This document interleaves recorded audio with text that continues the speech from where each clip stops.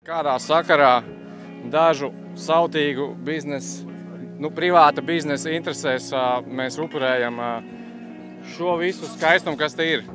Es esmu pārvācies no galvaspilsētas Rīgas uz Pālostu, lai nodarbotos savu mīļāko sporta veidu – windsurfings vai surfings, viss, kas ir jūra. Esmu iemācījies iztikt no turistiem, kas dara to pašu, vai arī ar ģimenēm atpūšās. Un tas viss apdraud gan manu dzīves kvalitāti, gan arī manu biznesu, nosacīt biznesu, ģimenes biznesu. Tāpēc lūdzu sautīgās intereses īstenojiet citur, kur jūs gaida.